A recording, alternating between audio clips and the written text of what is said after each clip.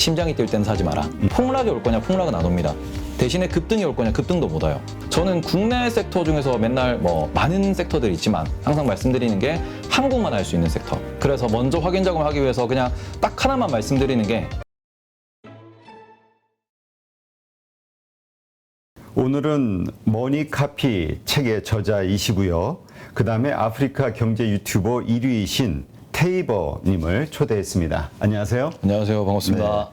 네. 젊은 그 주식 투자자들, 분들에게는 아주 큰 인기를 얻고 있다. 젊은 감각. 저희가 오늘 좀 배워보도록 하겠습니다. 네, 알겠습니다. 일단 지금 현재 시장 상황에 대해서 의견을 안 물어볼 수가 없어요. 또 직접 투자를 하시니까. 먼저 언제부터 이 주식 투자를 시작하시게 됐고, 어떻습니까? 하면서 느끼는 투자에 대해서 갖는 생각은? 국내 시장 같은 경우는 제가 이제 2006년도부터 관심을 갖게 됐고, 그리고 2008년 금융위기 이후에 이제 금호그룹 워크아웃 사태가 있었고, 그때부터 좀 본격적으로 시작을 했었습니다. 근데 처음에는 저도 이제 주린이었었죠. 처음에도 그냥 아무것도 모르고 유명한 기업이니까 샀다가 좀 이제 수익도 보고, 그 다음에 감자라는 것도 처음부터 한번 먹어보고요.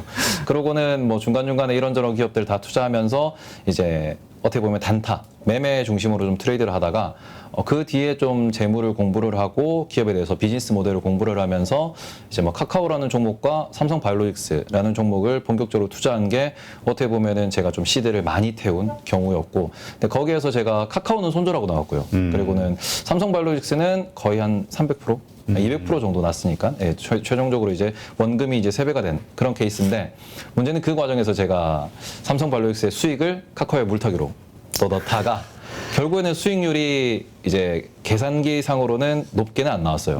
그런 것들을 경험해 보다 보니까 전략이 중요하다. 그리고는 개인 투자자가 어떤 식으로 해서 심리를 좀 컨트롤해야 되는지 이런 거를 공부를 하다 보니까 자연스럽게 미국장도 좀 보게 되고, 주주환원의 중요성에 대해서 생각을 하다가 이제 정말로 이제 상장한 기업들의 원인, 그러니까 왜 상장을 했고 왜 투자를 해야 되는지 이런 부분들을 좀 신경을 쓰다 보니까 결과적으로는 지금은 제가 주주환원이 중요하다라고 이야기를 많이 하고, 그리고 배당 중심으로 저점을 조금 확인하고 난 뒤에 투자하면은 이제 좀 확률이 높은 투자 이런 걸 할 수 있다라고 얘기를 하다 보니까 그런 점에서 어떻게 보면은 조금 더 확실하고 조금 더 결과가 있는 이런 걸 보여드릴 수 있어가지고 약간은 조금 좀 지금 돈을 벌고 싶어하는 그런 또 젊은 분들이 많이도 찾아주신다라고 생각하고 있습니다. 그 카카오, 그러니까 우리 소위 불타기라고 하죠. 올라가는 장에 그냥 그게 작년이었나요? 네, 그때 타신 건가요? 아니, 저는 처음에 삼성바이오로직스 IPO 했을 때 그때 당시에 이제 카카오랑 삼성바이오로직스가 주력이었고, 과거 몇 년 전에? 올라가는 동안 50만 원 올라갈 때까지 계속 들고 있었거든요. 그러면서 이제 스윙이라는 것도 연습을 좀 해보고, 올라갈 때 불타기도 해보고 익절도 해보고 이러면서 본격적으로 전략을 많이 테스트할 수 있었다. 그 전에는 솔직히 그냥 반은 어떻게 보면은 일반 개인 투자자가 대부분 해보는 단타 해보고 뭐 물리고 물타기하고 이런 식으로 좀 엉망진창의 매매를 하다가 그때부터 좀 전략적으로 시장을 바라봐서 한 5년 정도, 5년에서 한 7년 정도 좀 제대로 된 투자를 하려고 노력을 하고 있습니다.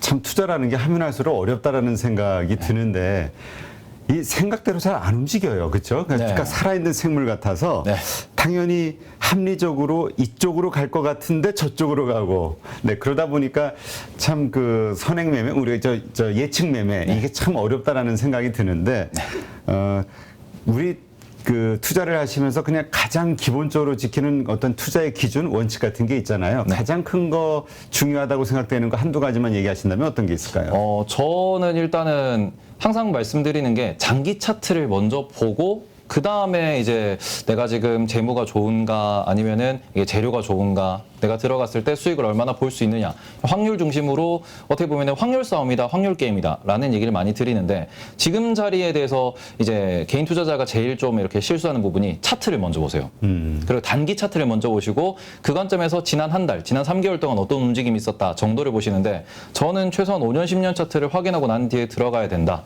그래야 좀 더 긴 추세를 확인할 수 있고, 그런 관점에서 지금 자리가 얼마나 높은지 얼마나 낮은지를 확인할 수 있다. 그리고는 추세가 우상향인지 옆으로 가는지 아니면 우하향인지 이런 걸 확인하고 난 뒤에 내가 어떤 전략으로 접근할지를 좀 결정하셔야 되는데, 일단은 그저 물려야 공부한다 라는 이야기들 많이 하시는데, 그죠. 물린 다음에 공부하지. 그 전에는 다 좋다 하니까 그냥, 물론 그때도 알고 들어간다고는 하지만 사실은 그냥 들은 얘기지 그 들은 얘기에 대한 실질적인 어떤 확인 작업은 잘 안 한단 말이죠. 네. 그래서 먼저 확인 작업을 하기 위해서 그냥 딱 하나만 말씀드리는 게 장기 차트를 보시면은 어느 정도 경향성이 나온다. 네, 그러고 난 뒤에 내가 공부를 해도 늦지 않다. 이런 말씀 좀 드리고 일단 중요한 게 이제 여기 질문지에도 투자 격언을 말씀 좀 해주셨어요. 근데 투자 격언에서 저는 있는 격언 아닌데 제가 항상 이렇게 격언이라고 말씀드리는 내용이 있어요. 심장이 뛸 땐 사지 마라. 이게 왜 그러냐 그러면은 제가 항상 지난하게 이렇게 좀 투자를 하면서 왜 물렸느냐 다들 다시 생각을 해보니까 아 제가 이거는 돈이 될 것 같다 하고 심장이 좀 두근두근 거릴 때 매수를 했을 때 좀 높은 확률로 물렸기 때문에 그 부분에 있어가지고 심장이 뛸 땐 사면 안 된다. 이런 거를 좀 중심적으로 말씀을 드립니다. 사실 그런 순간에는 조금 더 우리가 과감한 베팅을 하죠. 비중을 크게 하든. 네. 그럴 때일수록 조심하자. 그러니까 내가 정말 좋아할 만한 어떤 오를 거라고 확신이 드는 그런 주식. 사실 이럴 때 우리가 풀 베팅한다 소위 네. 이런 얘기하는데 이럴 때가 오히려 조심해야 될 때가 맞더라. 네. 이렇게 이해를 하겠습니다. 자, 지금 현재 시점 그 많은 분들이 추가적인 어떤 급락이 있을 것이냐 아니면은 뭐 조정은 어느 정도 끝나고 이제서부터 좀 횡보나 아니면 뭐 어떤 뭐 U자 반등이나 V자 반등이나 어떤 식으로든 반등 쪽으로 갈 것이냐 이런 거 가지고 좀 많은 논쟁이 있거든요. 개인적으로 어떻게 보세요? 제가 이제 그 부분에 대해서 어떻게 보면은 여러 장소에서 이야기를 하는데 지금 연준이 중심이 되는 시장입니다. 연준이 어떤 발언을 하느냐, 연준의 스탠스가 어떠냐에 따라서 시장이 울고 있는데 저는 그 부분을 연준이 지금 시장을 상대로 협박을 하고 있다라고 항상 좀 이렇게 말씀을 드리고 있거든요. 왜 이걸 협박이라고 표현하냐 그러면은 주가가 떨어지면은 연준이 이제 페드 푸시라고 부를 만큼 조금 완화적으로 이야기를 합니다. 지금 우리가 경제를 망치려고 하는 게 아니야. 이렇게까지 많이 떨어진 거 충분히 떨어졌다고 생각을 해. 라는 발언이 실제로 5월, 6월에 있었고요. 그리고 최근 들어서는 주가가 좀 많이 올라왔다 싶으니까 이거 인플레이션 올라오면 안 돼. 이렇기 때문에 주가가 올라오는 걸 눌러야 돼. 그리고는 이제 지난 금요일과 이번 주 월요일에 또 얘기가 나왔는데 닐 카시카레라고 하는 연준 이제 총재님께서 이런 지역 연은 총재님이죠. 연은 총재님이 이렇게 말씀을 하셨죠. 나는 주가가 떨어져서 기쁘다. 네. 이렇게 표현하는 것 자체가 뭐냐 그러면은 지금 말 그대로 부의 효과, 자산 효과 이것을 연준은 경계하고 있다라고 생각을 하기 때문에 폭락이 올 거냐 폭락은 안 옵니다. 대신에 급등이 올 거냐 급등도 못 와요. U자형은 어렵다. 대신에 추가 폭락도 어렵다. 횡보. 네. 횡보를 하는데 미국 같은 경우에는 아무래도 나이키라고 부르는 말 그대로 급락 이후에 천천히 올라가는 조정을 받으면서 올라가는 그런 형태가 될 것인데 그 부분이 어떻게 보면은 글로벌 시장과 미국 시장의 차이점이 포함될 수 있다고 생각을 하거든요. 왜냐 그러면은 미국 시장은 자사주 소각이라는 시스템이 워낙 잘 돼 있기 때문에 우상향이 가능합니다. 근데 이 관점에서 한국은 자사주 소각이 최근에는 좀 빈번하게 이어지고 있는데 일반적이진 않기 때문에 한국은 횡보할 겁니다. 그렇게 놓고 봤을 때 한국은 지금 지수대에서 눕겠구나. 그러고는 미국은 완만한 우상향을 보일 수 있겠구나. 그러면서 조금은 등락이 점점 이제 상하 진폭이 줄어들면서 안정화되는 모습을 보이겠구나. 거기에서 가장 중요한 거는 미국의 연준이 긴축을 어느 정도 할 것이냐. 그리고는 고금리를 얼마나 길게 가져갈 것이냐. 근데 이 부분이 우리가 연준만 봤을 때 해결되는 게 아닌 게 지금 연준은 시장을 상대로 협박을 하고 있지만 또 하나 협박하는 포인트가 어떻게 보면 원자재를 투기하는 사람들 그렇죠. 혹은 원자재를 공급하고 있는 오펙이라든지 러시아라든지 이런 주체들을 상대로 너네가 지금 뭐 감산을 하니 혹은 뭔가 문제가 있니 이런 얘기를 하면서 자꾸만 가격을 들어 올리면 우리 모두 다 뭔가 금리 인상, 고금리 시장에서 뭔가 경기 침체를 유발하고 좀 더 피해를 입더라도 우리는 그걸 감수하더라도 인플레를 꺾을 거다.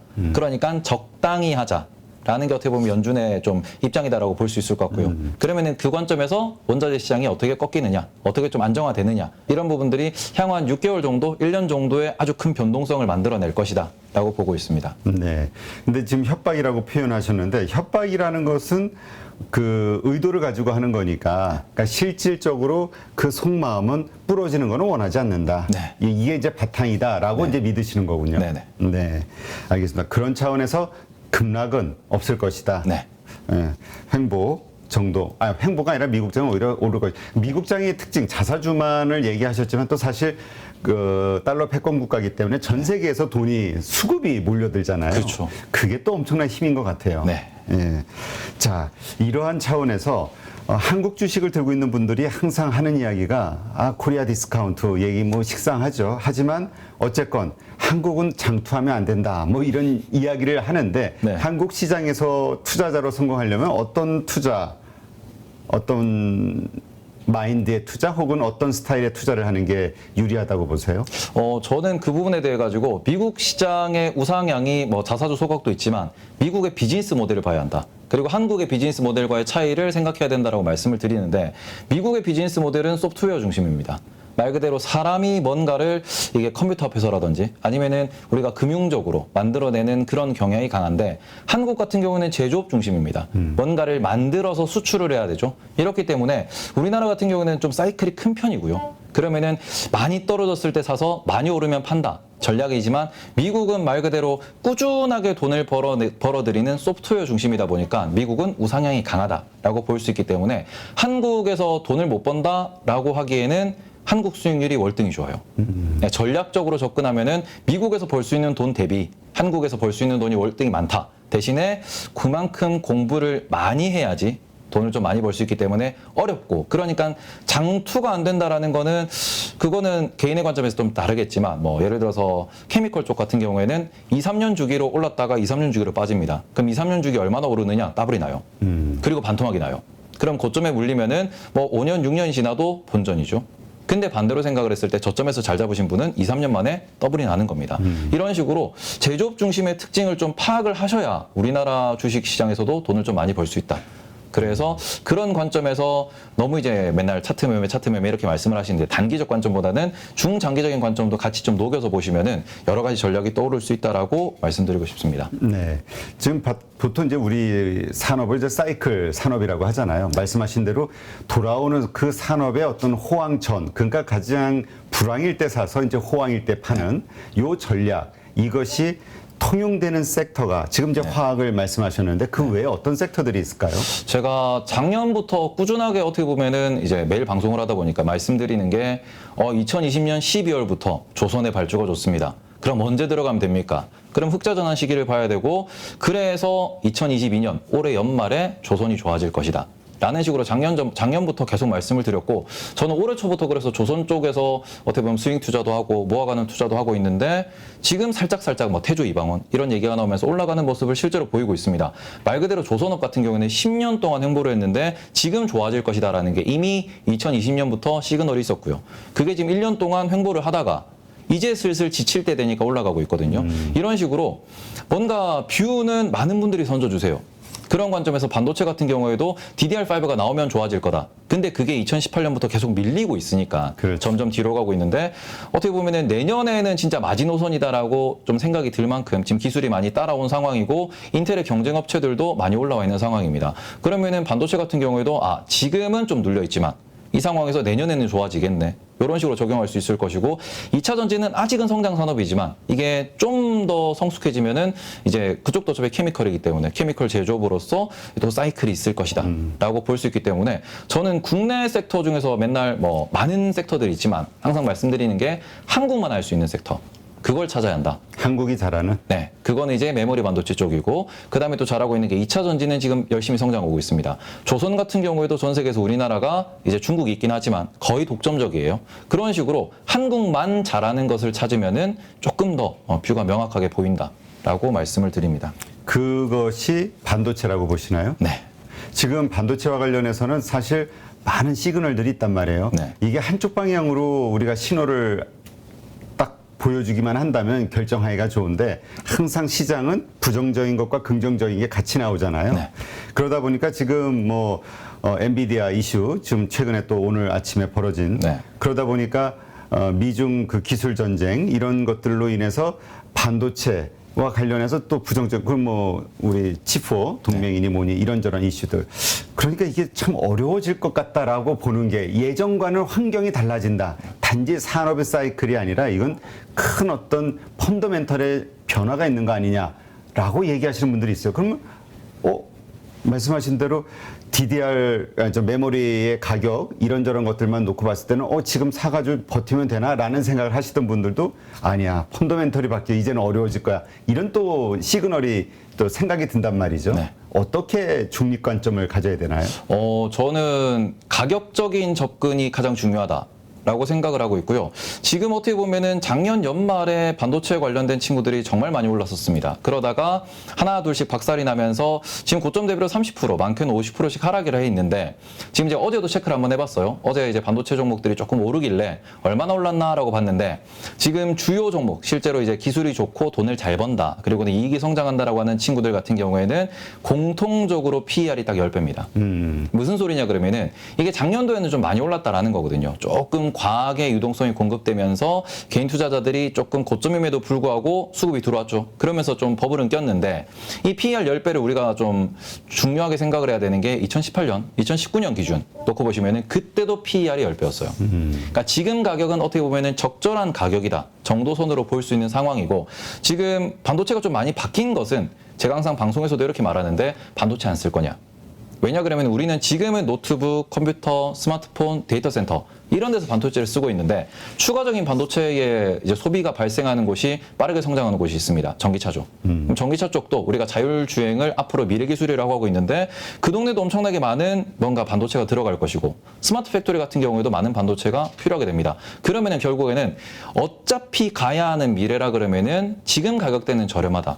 그리고 그 상황에서 중국 이슈가 분명히 있을 수 있어요. 그런데 지금 현재 중국의 반도체에 대해서 한국 사람들 같은 경우에는 미국이 저걸 규제하면은 전 세계가 수급이 꼬이고 한국과 중국의 관계가 틀어지고 라고 생각을 하는데, 대한민국에서 사용되는 반도체도 마찬가지, 미국에서 사용되는 반도체도 마찬가지 50% 이상은 여전히 중국에서 생산하고 있습니다. 그런 부분을 놓고 보면은 지금 어떻게 보면 이거는 정치적인 움직임이라고 볼 수 있고, 중국의 다음 스텝, 다음 단계에 대해서 규제를 걸고 있는 거지, 여전히 중국은 지금도 반도체를 많이 만들어 수출하고 있고, 지금 중국 같은 경우에도 한국이 필요한 이유, 거기에 첫 번째가 반도체다라는 거. 그런 부분에서 지금 미국은 다음 단계에 대해서 규제를 한다라는 거는 결국 다음 단계에 도달해 있는 한국이나 대만은 여전히 중국한테 필요한 파트너가 되는 거고, 지금 중국 역시도 그걸 모르는 건 아니다. 뭐 그렇게 좀 보시면서, 저는 이게 긍정과 부정이 있는데, 부정적으로 봐야 되는 거는 결국 돈이 줄어든다, 시장이 줄어든다라는 게 부정적인 이슈인데, 반도체는 시장이 성장하기 때문에 그런 관점에서 굳이 부정적으로 볼 필요는 없다. 말 그대로 주가 때문에 주가가 빠져서 부정적으로 보이는 거는 그건 심리적인 효과지, 결국 돈이 모이고 시장이 커지면은 앞으로 성장할 것이다 라고 생각하고 있습니다. 네. 지금 책에서도 그 숲을 먼저 보고 나무를 보자 이런 얘기를 하셨는데, 이게 이제 그러니까 우리가 먼저 그 산업의 거시적인 환경을 보고 그 다음에 종목으로 들어가자는 이야기로 이해하면 될까요? 네, 저는 섹터 중심이 좀 더 중요하다라고 생각을 하기 때문에, 어차피 섹터가 좋아진다라고 하면은 결국 개인들의 가장 강점이 사놓고 버티면 되기 때문에, 그런 관점에서 저렴한 종목을 사놓고 목표 기간, 목표 수익률을 결정해가지고 하나하나 공부를 해서 여전히 다른 기업보다 싼 종목이 많아요. 네, 그런 걸 좀 공부하시면은 좋은 기회가 많다라고 말씀을 드리겠습니다. 근데 이 목표 수익률을 정한다는 게, 그러니까 사람들이, 개인 투자자들이 가장 어려운 게 파는 거거든요. 그렇죠. 그러니까 일시적으로 수익이 나. 그러나 결국에는 내가 보통 그 수익이 날 때는 더 오를 거를 기대하고 안 팔다가 떨어지면은 손실이 더 커질까봐, 그래서 이제 결국 또 마이너스로 네. 계좌가 돌아서는 경우들이 많은데, 네. 이 매도와 관련해서 개인들이 좀, 그러니까 목표 수익률을 어떻게 잡고 그 목표 수익률이 됐을 때 어떻게 딱 수익 실현을 할 수 있을지 방법이 있다면 뭐가 있을까요? 이 부분이 저도 가장 어렵고, 이게 어떻게 보면 케이스 바이 케이스이기 때문에 성장주를 들어갈 거냐, 아니면은 고배당주를 들어갈 거냐, 아니면 테마주를 들어갈 거냐에 따라서 정말 가지각색의 전략이 필요합니다. 그렇죠. 그런데 첫 번째로 저는 그 사람의, 그러니까 개인 투자자의 성향이 더 중요하다고 생각을 하는 부분인데, 이게 제가 매일같이 어떻게 보면은 라이브로 소통을 하면서 방송을 진행하고, 제가 실제로 단기 매매, 단타 매매도 보여드리고 있는 중인데, 차트 분석에 어떻게 보면 일가견이 있는 분들이 분명히 계세요. 그분들 같은 경우에는 차트 매매만 하셔도 된다라고 생각을 하고요. 그리고는 차트 매매에서 이제 멈칫하다가 확신이 없는 상황에서 내가 생각한 대로 가네? 하고는 매수 버튼을 누르면 늦거든요. 그러니까 말 그대로 이게 전략에 있어가지고 본인한테 맞는 전략을 먼저 찾으셔야 되고요. 그러면서 경험치가 좀 쌓여야 되는데 정석적으로 말씀을 드리면은 재무제표를 먼저 공부를 해서 그거에 맞는 적당한 가격을 설정해 놓고 장기 투자로 먼저 접근하는 게 맞습니다. 근데 그럼 재미없죠. 누가 구몬 뭐 재능학습 이런 것처럼 1 더하기 1, 1 더하기 2, 1 더하기 3을 몇백 번씩 반복하고 난 뒤에 그렇지. 그러고 난 뒤에 진짜로 우리가 뭐 행렬을 풀고 미적분을 풀어라 그러면은 재미없거든요. 그러면서 뭔가 처음부터 나는 돈을 많이 벌고 좀 더 내가 수익을 높이 가져가기 위해서 도전하는 게 매매인데 저는 매매는 행렬, 미적분이라고 생각을 하고요. 그냥 일반적으로 재물을 공부해서 장기 투자하는 게 더하기 빼기다, 사칭 연산이다 라고 이렇게 생각을 하고 있는데 이 부분에 있어서 개인분들이 많은 경험을 하셔야 돼요. 왜냐하면 주식 투자도 매수 매도가 기술이라고 많이들 표현을 합니다. 매도는 예술이라고도 표현을 하지만 매도점을 계산해내는 거는 기술이에요. 그 상황에서 좀 더 간다 싶을 때 감으로 예술적으로 참고 못 간다 싶을 때 잘라내는 게 예술인데 그런 거는 결국 경험치가 중요하다. 경험치를 쌓는 방법에 대해서는 뭐 유튜브를 보는 거는 큰 도움이 안 된다고 말씀을 드려요. 직접 해봐야죠. 네. 그러니까는 우리도 가끔 뭐 가끔이 아니죠. 자주 그런 얘기 하는데 이거 괜찮다, 저거 아닐 뭐 이런 것들에 대한 감을 시장을 익히기 위해서는 뭐 크게 투자하지 말고 한두 주씩이라도 좀 매매를 해보는 게 가장 빠르게 좀 경험을 쌓는 길이 아닐까. 그 동의가 되세요? 네, 저는 항상 이거를 어떻게 보면은 남성분들한테는 당구의 비유를 하거든요. 우리가 처음에는 당구 51대 예술구 치는 분들 딱 보면은 어우 너무 멋있어요. 예술구 칠 때 보니까 빠르게 치는 걸 보고는 힘줘서 큐대를 막 밀어 넣습니다. 그러면 공이 엉망으로 가죠. 그리고 화장할 때도 그래요. 화장할 때도 예쁜 사람들 보니까 화장 이렇게 하더라고 막 따라해 보면은 실제로는 그런 화장, 그런 얼굴이 안 나오죠. 이제 그런 부분에 있어가지고 본인한테 맞는 화장, 본인한테 맞는 어떻게 보면은 뭐 당구의 약간의 스킬 이런 것들을 늘려나가는 부분들이 결국에는 주식에도 똑같이 적용이 되기 때문에 그 관점에서 본인이 경험을 안 해보면은 내 성향이 뭔지도 모르고 본인이 경험을 하면서 경험치를 쌓아야지 좀 더 어떻게 보면은 시장을 대하는 차트를 대하는 이런 자세가 달라질 수 있다. 그래서 그런 부분은 뭐 저도 책을 쓰긴 했는데 책은 이론일 뿐이고 그걸 실제로 실전에 적용을 안 하면은 그거는 우리가 운전면허 따놓고 운전 안 하는 거랑 똑같다. 장롱면허. 네. 네, 그렇죠. 그래서 우리 개인 투자자들이 이제 일단 실력이 늘고 그리고 그러니까 돈을 벌고자 하는 욕심은 있는데 욕망은 있는데 그 정도까지 가려면은 어쨌든 중간에 우리가 수업료라고 하는 잃을 수밖에 없는, 왜냐면 자꾸 실수를 하게 되니까 네. 경험이 부족하고 실력이 부족하니까 이 과정을 잘 버텨야 되는데 여기에서 포기하시는 분들도 많은 것 같아요. 나는 주식이 안 맞아 이렇게. 네. 그게 또 맞을 수도 있고 또 다른 한편으로는 이제 더 이상 돈을 불릴 만한 어떤 대체 수단이 점점 줄어든 상황, 뭐 이런 상황에서 투자를 등원시했다가는 또 등한시했다가는 또 이게 안 되니까 어떤 관점을 가져야 될지 참 힘들어하는 분들이 많아요. 점점. 네. 근데 제가 조금 더 첨언하자 그러면은 개인 투자자분들이 처음에 접근할 때 낮은 수익률에 높은 확률 을 먼저 좀 도전을 하셨으면 좋겠다라고 말씀을 드리고 싶은데 제가 항상 이제 스윙 투자를 먼저 좀 적응을 하시라라고 많이들 말씀을 드려요. 왜냐 그러면은 스윙 투자라는 거는 말 그대로 조금 재미없는 종목일 수 있지만 조금 더 차트가 장기적으로 안정적이고 그러고는 본인이 투자를 했을 때 대응이 되는, 그러니까 급락이 발생할 확률이 좀 낮은 친구들. 그런 같은 경우에는 여러 가지 뭐 차트를 분석을 하고 배당을 분석하고 실적을 분석을 하면서 저점일 확률에 대해서 계속 계산을 하다가 저점일 확률이 높은 종목을 찾아서 들어가면은 수익을 확실히 실현할 수 있어요. 이런 경험치, 그러니까 말 그대로 수익을 실현해 보는 경험이 더 많이 쌓이는 것도 중요하다. 그래야 좀 더 높은 수익도 얻을 수 있고 그런 것들이 단계 밟아가면서 돈을 벌 수 있다고 생각을 하는데 개인 투자자분들이 한 가지 좀 안타까운 거는 레버리지를 쓰는 경우도 그렇고 그리고는 뭐 비트코인에서도 레버리지 투자가 좀 많이 성행했었고 그리고는 지금 같은 경우에는 올해 들어서 선물 옵션 시장도 많이들 건드신다고 해요. 이게 왜냐 그러면은 주식 시장이 재미가 없으니까. 그렇지. 뭔가 화끈하게. 네. 제가 말씀드렸던 딱 높은 확률의 낮은 수익률 이거부터 차근차근 밟아가시면 되는데 뭐 주식 같은 경우에는 조금 이렇게 크게 라고 생각을 하셔가지고 그 부분에서 조금 무서운 선택을 하시는 분들이 많이 계신다. 그러다 보니까 애초에 초장에 들어왔다가 감당이 안 되는 결과로 이어지는 이제 그런 부분들이 조금 많이 걱정된다. 네, 걱정이 되고 실제로 그것 때문에 주식시장을 떠나신 분들이 정말 많아요. 저 같은 경우에는 맨날 보니까. 그렇지. 네. 특히 젊은 분들, 젊은 투자자들하고 많이 소통하시니까 특히나 이제 뭔가 레버리지 혹은 뭐라 그럴까 좀 더 위험도가 높은 그런 거에 관심이 많은 것 같아요. 네. 그리고 인생 역전을 꿈꾸죠. 단번에. 근데 이렇게 투자는 인생 역전을 하기 위해서 투자를 해서는 안 된다. 천천히 불을 늘려가는 차원에서 바라봐야 된다라고 돈을 버신 분들은 또 얘기하더라고요. 네. 근데 저도 어떻게 보면은 월급을 받으면서 어떻게 보면 월급을 베이스로 돈을 불려 나갔거든요. 근데 그런 것들을 저도 반복해 봤는데 처음에는 막연히 드는 생각이 어쩔 수 없이 아니 내가 이 월급에서 월급은 예를 들어서 300만 원 받았다고 했을 때 100만 원을 넣었어요. 그럼 1년 모이면은 1200만 원입니다. 그 1200만 원 가지고 아이고 내가 이거 투자해서 돈을 언제 불려? 라고 할 수 좀 이렇게 생각을 하면서 접근하다 보면은 결과적으로는 조급해지는 거죠. 그렇죠. 마음이 조급해지면서 나는 봤더니 저 사람은 뭐 30대 중반에 40대에 이제 벌써 100억을 모았고 그러면서 저 사람은 돈이 많으니까 100억에 1%만 벌어도 1억 아니냐. 그러니까 말을 저렇게 편안하게 하는 거 아니냐라고 생각하실 수 있는데 제가 어떻게 보면 방송에서 맨날 시뮬레이션을 돌려드리는 게 1000만 원을 가지고 10% 스윙 계좌.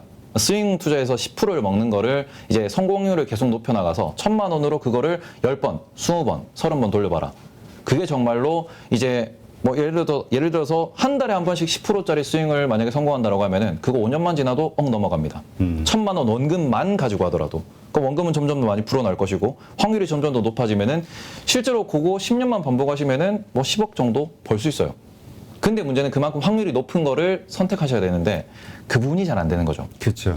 그러니까 뭐 여러 가지 특성을 가지신 분들이 있지만 돈을 꾸준히 잘 버는 게 중요하니까 그런 분들의 특징을 보니까 위험한 주식들, 소위 테마주라고 불리는 것들에 대해서는 다 잘라버리고, 그죠. 그 안전한 우리가 소위 재미없어하는 우량주 중심으로, 대형주 중심으로 코스닥이든 코스피든 그런 식의 종목들로만 한정을 져가지고 하시는 분들도 있긴 하더라고요. 네, 그래서 이제 마지막으로 딱 중요한 거는 분할 매수. 그러니까 말 그대로 어떻게 보면 급락이 올 가능성이 낮은 종목에서 재미가 없는 주식에서 시드가 작더라도 한 주씩 분할 매수를 뭐 저는 이렇게도 말씀드리는데 매일 한 주씩 사버리면은 결국 평단은 스윙이 이렇게 왔다 갔다 하는 과정에서도 딱 중간선에 머물게 됩니다. 그러면 내가 분할 매수하니까 이런 효과가 있구나. 그러면서 내가 오랫동안 보다 보니까 이 위로는 못 가네. 매도. 이쯤 오면은 사도 되네. 매수. 이런 것들을 반복하다 보면은 결국 본인이 체득을 해야 돼요. 이게 뭐 차트가 됐든 기업이 됐든 뭐 재무가 됐든 간에 체득을 하면서 왜 오르는지 왜 떨어지는지를 좀 깊이 있게 공부를 하셔야 돈을 벌 수 있다라고 말씀을 드리고 싶습니다. 누구나 1시간 안에 200개 종목에서 좋은 종목을 고를 수 있는 그런 능력을 배양할 수 있도록 제가 도와드리려고 그렇게 하고 있습니다.